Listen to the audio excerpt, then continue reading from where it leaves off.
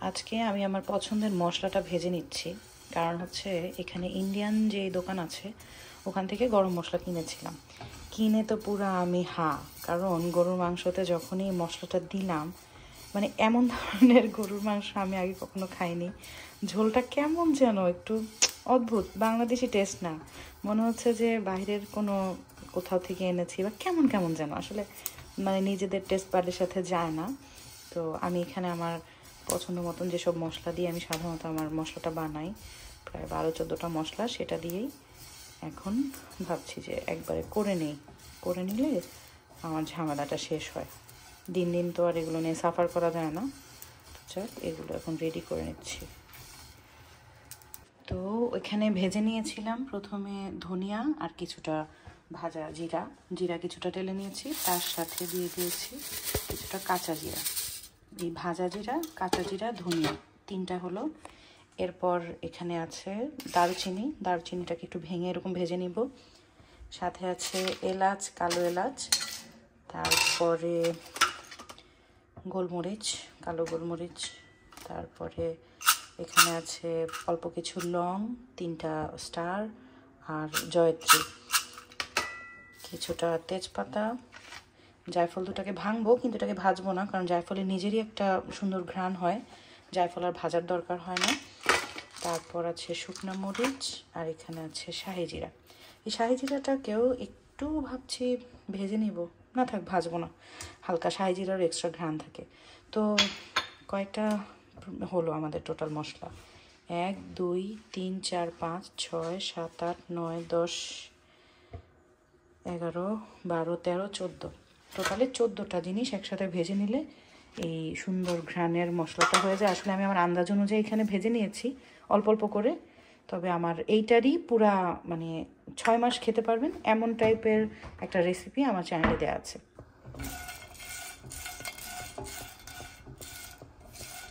কালো এলাচের খোসাটা কিন্তু ফেলবো না, কারণ কালো এলাচের খোসার মধ্যে খুব সুন্দর একটা ঘ্রাণ থাকে, আর ভেতরে তো বিচি যথেষ্ট পরিমাণে থাকে, তাই কালো এলাচ 2-1টা দিলেই হবে যদি বাসার জন্য অল্প করে বানাতে চান।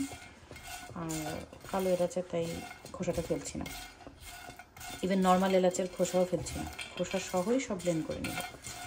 আর আরেকটা হচ্ছে এখানে জয়ত্রী খুব বেশি দেওয়া যাবে না, জয়ত্রীর খুব স্ট্রং একটা স্মেল থাকে, তাই জয়ত্রী দেখেন খুব অল্প একটু নিয়েছি, যেন লাইট একটা স্মেল হয়।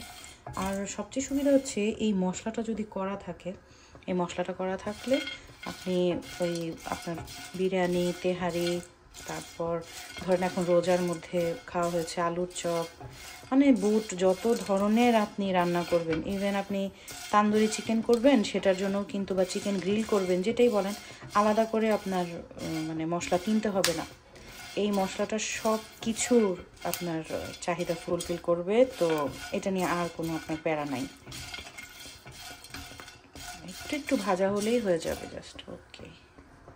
আসলে এমন কোনো মানে সিস্টেম নাই যে এটার সাথে এটা দিয়ে ভাজতে হবে, আমি জাস্ট হালকা পাতলা জিনিসগুলোকে একসাথে দিয়ে ভেজে নিচ্ছি।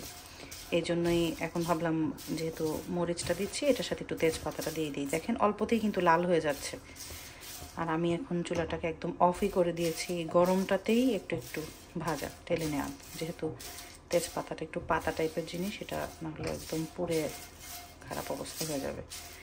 আর প্রত্যেকটাই একটু তালা দেওয়ার পর ঠান্ডা একটা কিছুতে ঢেলে নেওয়াটা ভালো। আর অবশ্যই একসাথে রাখবো না, কারণ ভাঙানোর সময়ও একটু মেনটেন তো করতে হবে, সবগুলো তো আর একবারে ভাঙবে না। যেমন দারচিনি যতটা শক্ত, এগুলো তো আর ততটা ওরকম না, শক্ত না। তো ওইভাবে করে ভেজে নিলেই হয়ে যাচ্ছে। একটু হালকা পাতলা জিনিসগুলো একসাথে ভেজেছি, আর গুঁড়াও করবো একসাথে।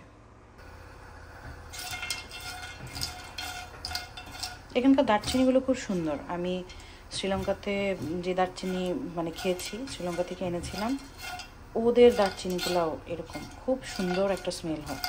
আমাদের দেশে দারচিনিগুলো পরে শুনেছি আমরা যেটাকে দারচিনি বলে, আসলে নাকি এটা দারচিনি না, কারণ পরে ডিফারেন্সটা বোঝা যায়, কারণ এগুলোর স্মেল এতটা সুন্দর স্ট্রং।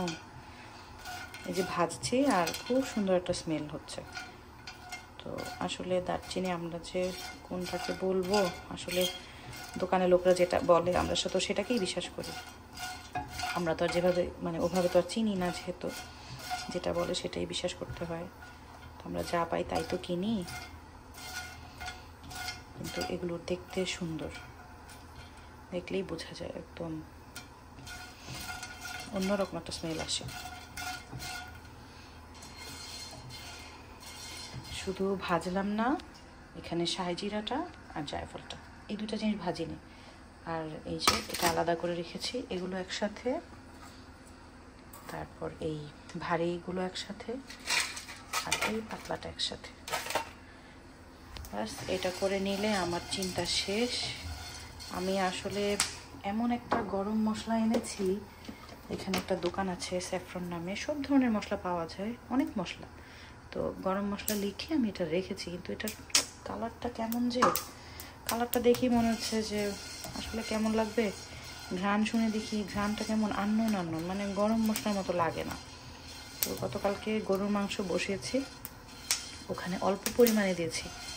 আল্লাহ, অল্প পরিমাণে দেওয়ার পরেই দেখি যে কেমন যেন মনে হয় যে গরুর মাংস তো আমি জীবনেও খাই নাই, আর এরকম টেস্ট হলে তো মনে হয় না খুব একটা ভালো লাগবে। থাক, আমি আমার মশলাই রেডি করে নিই।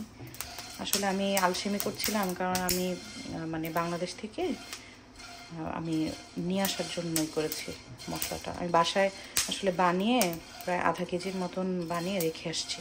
তো আমার একটা পার্সেল আসবে, ওইটার সাথে গরম মশলাটাও আসবে। এই জন্য আমি একটু অপেক্ষা করছিলাম যে এখন আপাতত একটা গরম মশলা দিয়ে চালাই, তারপরে বাসা থেকে ওটা আসলে তো ইনশাল্লাহ হয়েই গেল। কিন্তু এখন দেখি যে না, এই গরম মশলা দিয়ে আমার হবে না, তো থাক, আমি আমার মতন বানাই নিই, ওইটাই ভালো, বরং ঝামেলা এখনই শেষ করি।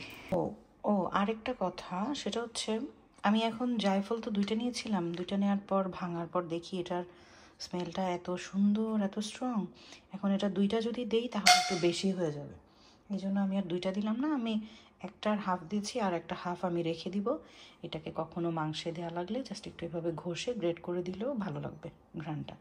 তো এই সব ধরনের মশলার মধ্যে জায়ফলের এটা আসলে 1.5 দিলেই এনাফ। শুধু শুধু অত বেশি মানে ঘ্রাণ হয়ে গেলে তখন ভালো লাগবে না।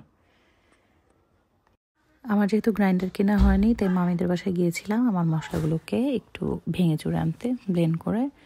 তো এত সুন্দর একটা ওয়েদার, কি সুন্দর ঠান্ডা বাতাস, রোদটা ঢাকা পড়েছে মেঘের নিচে। যাক, আমার চিন্তাও শেষ, আমার মানে মশলাও রেডি। এখন আর উদ্ভট কিসিমের মাংস খেতে হবে না।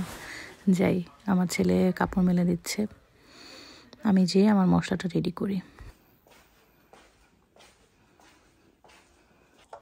এই মশলাটার যেমন সুন্দর ঘ্রাণ, এমন সুন্দর একটা কালার। আপনার মশলা যখন আপনি মাংসতে কষাবেন তখন কিছুটা দিবেন, আবার নামানোর আগে কিছুটা দিবেন, তাহলে প্রথম দিকে মশলার স্মেলটা মাংসতে ঢুকবে সুন্দর করে, আবার নামানোর আগে দিলে খুব সুন্দর একটা স্মেল হবে। ঠিক আছে, তাহলে আজ এ পর্যন্তই, দেখা হবে নেক্সট কোনো ভিডিওতে। আল্লাহ হাফেজ।